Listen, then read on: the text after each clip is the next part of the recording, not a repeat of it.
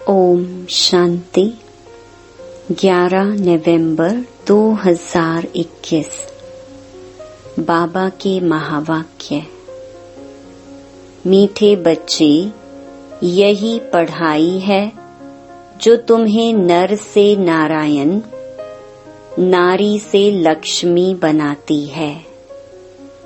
इसलिए पढ़ाई पर बहुत बहुत ध्यान देना है। प्रश्न: बाप द्वारा बच्चों को कौन सा वर्षा मिलता है जो किसी तीर्थ या जंगल में जाने से नहीं मिल सकता? उत्तर: बाप द्वारा बच्चों को सुख, शांति, संपत्ति का वर्षा मिलता है जो कहीं भी नहीं मिल सकता है। मनुष्य शांति के लिए जंगल में जाते हैं, परंतु तुम जानते हो शांति तो हम आत्माओं का स्वधर्म है। गीत: तुम्हें पाके हमने जहां पा लिया, जमी तो जमी आसमां पा लिया। ओम शांति। बाप बैठ बच्चों को समझाते हैं क्योंकि तुम अभी धन के बने हो। बाकी जो भी मनुष्य मात्र हैं वह निधन के हैं। धनी एक बाप को ही कहा जाता है। घर में जब लड़ते हैं तो कहा जाता है, तुम्हारे कोई धनी धोनी नहीं है क्या?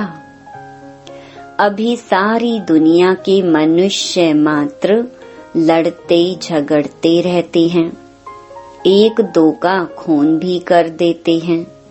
बाप ही आकर समझाते हैं, यह काम तो महाशत्रु है जिससे सभी आदि मध्य अंत दुख पाते हैं। तुम बच्चे जानते हो, अभी हम बेहद बाप से बेहद सुख का वर्षा ले रहे हैं। मनुष्य भल कहते हैं हमको शांति चाहिए, परंतु शांति क्या है, कहाँ से मिलती है? क्या जंगल में जाने से शांति मिलेगी? सुख शांति कब और कौन देते? तीर्थों पर किस लिए जाते? यह भी कोई जानता नहीं। सिर्फ सुना है कि भक्ति करने से भगवान मिलेगा, जानते भगवान को भी नहीं। बाप कहते हैं, मैं आकर तुम बच्चों को सुख शांति देता हूँ। अब सुख शांति संपत्ति किसके पास नहीं है? देने वाले को भी कोई जानता नहीं। बाप आकर समझाते हैं, तुम गाते भी हो, दुख हरता सुख करता। गांधी जी भी पुकारते थे कि हे पतित पावन, आकर पावन बनाओ। गाते हैं पतित पावन सीताराम, परंतु अर्थ का पता नहीं। भक्ति क्यों करते, उससे क्या मिलेगा, कुछ भी जानते नहीं। यह भक्ति की भी ड्रामा में नोंद है। द्वापर से रावण राज्य शुरू होता है। मनुष्य यह नहीं जानते कि रावण क्या चीज है। कब तक रावण को जलाते रहेंगे? भल उनका जन्म कब हुआ? रावण के भी बुत को बनाकर जलाते हैं। आत्मा कभी जलती नहीं। यह सब बातें तुम बच्चे ही जानते हो। आज से 5000 वर्ष पहले भारत स्वर्ग था। इन लक्ष्मी नारायण का राज्य था। लक्ष्मी नारायण को ही भगवती भगवान कहा जाता है। फिर त्रेता में राम का राज्य था। उन्हों को यह राज्य कैसे मिला? फिर वह राज्य कहाँ गया? यह कोई नहीं जानते। अर्थात रचना के आदि मध्य अंत को कोई जानता नहीं। तुम इस नॉलेज से स्वर्ग के मालिक बनते हो। स्कूल में पढ़ाई से कोई वकील जज बनते हैं, लक्ष्मी नारायण नहीं। यह किस पढ़ाई से पद पाया, यह किसको पता नहीं। भगवान उवाच, मैं तुमको राजयोग सिखलाता हूँ, ऐसा कोई नहीं होगा जो कहे कि मैं तुमको यह बनाता हूँ। तुम बच्चे जानते हो, यह लक्ष्मी नारायण की डायनेस्टी इस पढ़ाई से बनी है। दुनिया इन बातों को नहीं जानती। सत्युग के लिए भी कह देते लाखों वर्ष, तो यह कैसे जाने कि लक्ष्मी नारायण कहाँ गए। देख भी रहे हैं कि भारत में ही लक्ष्मी नारायण के बहुत चित्र हैं, ढेर मंदिर बने हुए हैं। समझते हैं इनसे हमको धन मिलेगा। महालक्ष्मी से हर दीपमाला पर धन मांगते हैं, परंतु साथ में जरूर नारायण भी होगा। दीपमाला पर पूजा करेंगे, फिर उन्हों की अल्पकाल सुख की भावना पूरी होती है तो समझते हैं लक्ष्मी से धन मिलता है। वास्तव में लक्ष्मी नारायण दोनों हैं। लक्ष्मी महालक्ष्मी कोई अलग अलग नहीं है। यह बातें मनुष्य नहीं जानते, बाबा ही समझाते हैं। आजकल मनुष्य तो कह देते ईश्वर पत्थर भित्तर में है। बाप कहते हैं सब पत्थर बुद्धि है। पारस बुद्धि तो सतयुग में है। जब लक्ष्मी नारायण का राज्य था तो सोने हीरे के महल थे। 5000 वर्ष की बात है। शास्त्रों में कल्प की आयु लाखों वर्ष लिख दिया है। बाप कहते हैं यह भक्ति मार्ग से सीढ़ी नीचे उतरनी पड़ती है। ड्रामा अनुसार जब दुर्गति को पाए तब मैं आऊं और आकर नई दुनिया बनाऊं। अभी तुम बच्चे नई दुनिया के मालिक बनने के लिए राजयोग सीख रहे हो। तुम जानते हो इस महाभारत लड़ाई से पुरानी दुनिया का विनाश होगा। यह ड्रामा बना बनाया है।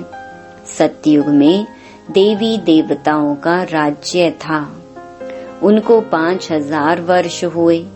2500 वर्ष सूर्यवंशी चंद्रवंशी राजधानी चली। बाकी द्वापर से रावण राज्य शुरू हुआ।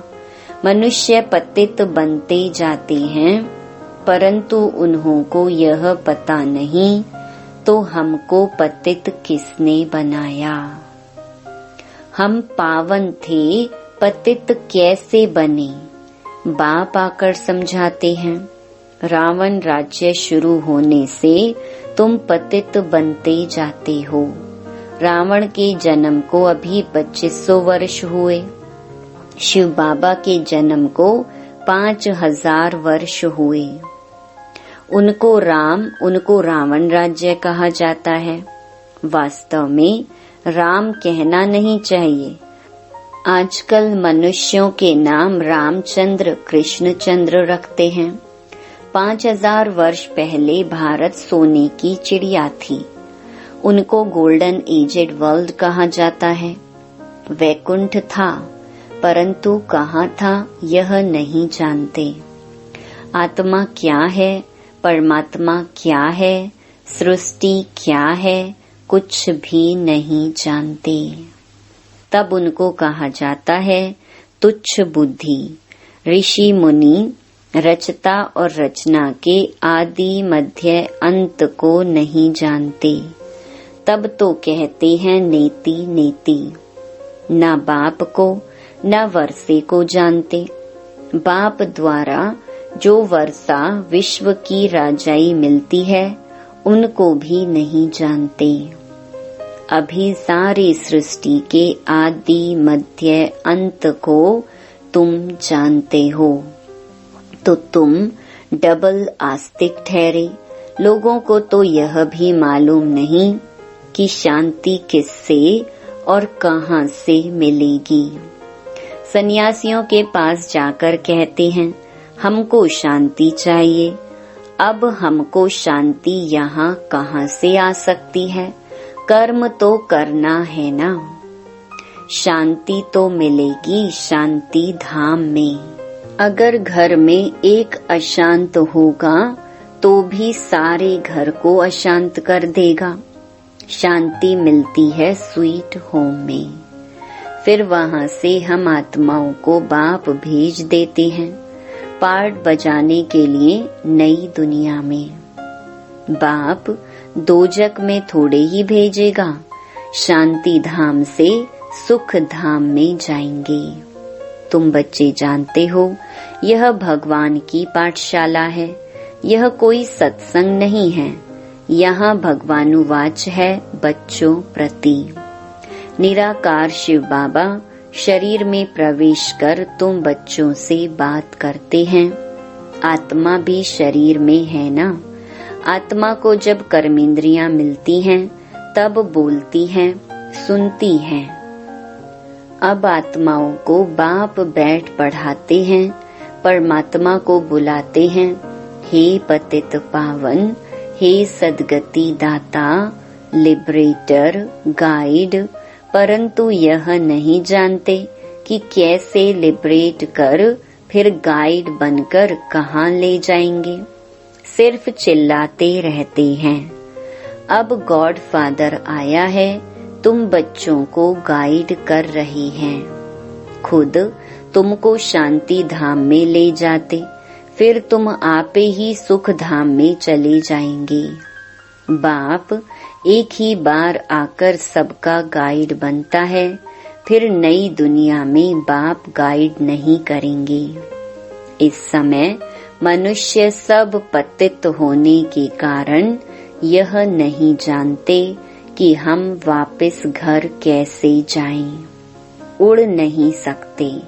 भक्ति बहुत करते हैं वहां जाने के लिए, परंतु यह नहीं जानते कि हम पतित हैं, इसलिए जा नहीं सकते।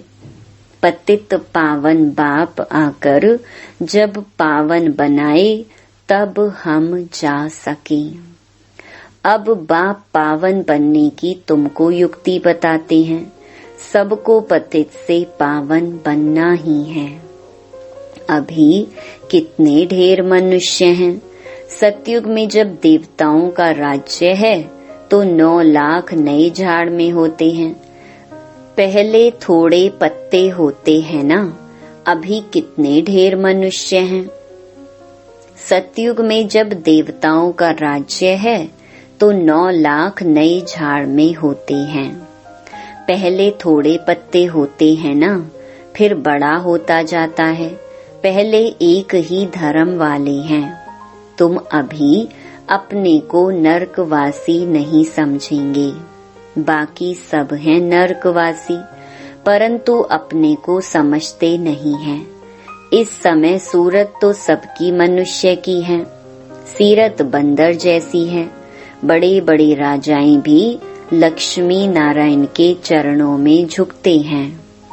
अब वह कोई पतित को पावन बनाने वाले नहीं हैं, अथवा वह कोई रहम दिल थोड़े ही हैं। जब कोई दुखी हो तो उन पर रहम किया जाए।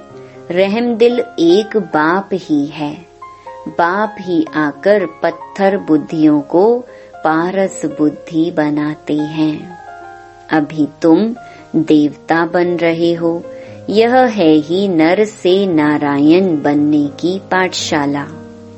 यह राजयोग है। ऋषि मुनि यह नहीं जानते कि गीता का राजयोग किसने सिखाया। गीता को बिल्कुल खंडन कर दिया है। समझते हैं कृष्ण ने राजयोग सिखाया था। कहते हैं कृष्ण भगवानुवाच मन मना भव। अब कृष्ण तो परमात्मा है नहीं, वह तो सतयुग का प्रिंस है, जो ही संगम युग पर राजयोग सीखकर राजाई प्राप्त करते हैं, उनको फिर भगवान बना दिया है। ढेर मनुष्य गीता सुनते हैं, परंतु एक को भी पता नहीं कि गीता का भगवान शिव है, न कि कृष्ण है। कह देते हैं सब एक ही हैं। ऐसे मनुष्यों से भी माथा मारना पड़ता है। 63 जन्मों से समझते आए हैं कि कृष्ण भगवान हैं। द्वापर से शास्त्र बने हैं, जरूर पहले पहले गीता बनी होगी। यह शास्त्र सब हैं भक्ति मार्ग के, ज्ञान मार्ग का एक भी शास्त्र नहीं है। गीता है नंबर 1। बाद में यह वेद उपनिषद बने हैं, वह भी गीता के सब बाल बच्चे हैं। वह पढ़ते पढ़ते नीचे उतरते आए हैं। अब 84 जन्म पूरे हुए, अब चलना है पहले नंबर पर। अब फिर तुम सतयुगी लक्ष्मी नारायण बनने के लिए यहाँ पढ़ने आए हो। सब तो लक्ष्मी नारायण नहीं बनेंगे।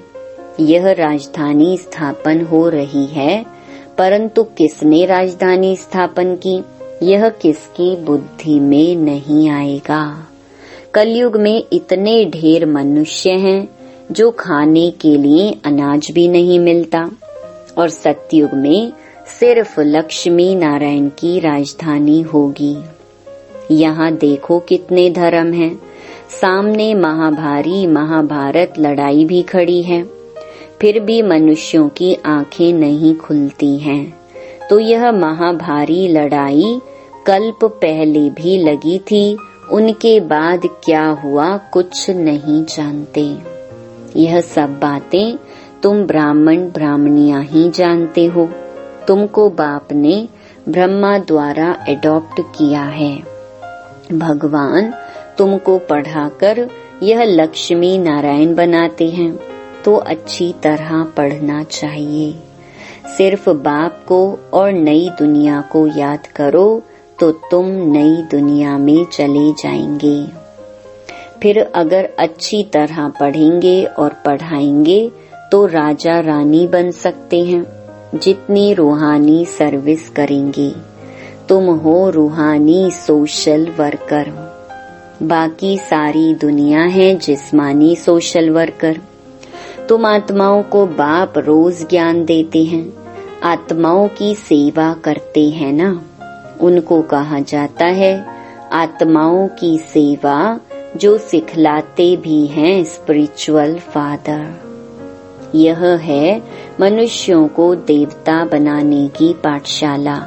बनेंगे भी जरूर। जब तुम पढ़कर तैयार हो जाएंगे और विनाश शुरू होगा, फिर तुम भी जाएंगे।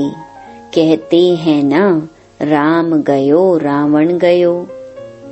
सिर्फ थोड़े रह जाते हैं जो फिर अदली बदली होते रहते हैं। फिर तुम आएंगे स्वर्ग में। तुम्हारे लिए अब नई दुनिया स्थापन हो रही है। तुम स्वर्गवासी बनने के लिए पढ़ रहे हो। यह नर्क है। अब तुम हो संगम पर। अभी तुम ब्राह्मण ब्राह्मणियां नहीं बनेंगे तो वर्षा ले नहीं सकेंगे। वर्षा ब्राह्मणों को मिलता है जो एक बाप के सिवाय और कोई भी देहधारी को याद नहीं करते हैं। बाकी कुछ ना कुछ सुना तो प्रजा में आ जाएंगे। अच्छा, मीठे मीठे सिकिलधे बच्चों प्रति मात पिता बाप दादा का याद प्यार और गुड मॉर्निंग। रूहानी बाप की रूहानी बच्चों को नमस्ते। धारणा के लिए मुख्य सार। पहला, रूहानी सोशल वर्कर बन पढ़ना और पढ़ाना है। बाप के साथ साथ आने वाली नई दुनिया को भी याद करना है।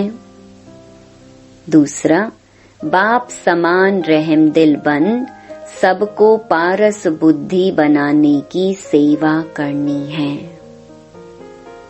वरदान, साधनों को यूज करते हुए साधना को अपना आधार बनाने वाले सिद्धि स्वरूप भव। कोई भी पुरानी दुनिया के आकर्षणमय दृश्य अल्पकाल के सुख के साधन यूज करते व देखते हो तो उन साधनों के वशीभूत हो जाते हो। साधनों के आधार पर साधना ऐसी है जैसे रेत के फाउंडेशन पर बिल्डिंग। इसलिए किसी भी विनाशी साधन के आधार पर अविनाशी साधना ना हो। साधन निमित्त मात्र हैं और साधना निर्माण का आधार है। इसलिए साधना को महत्व दो तो साधना सिद्धि को प्राप्त कराएगी। स्लोगन, किसी भी कमजोरी का अंश है तो वंश पैदा हो जाएगा और परवश बना देगा। ओम शांति।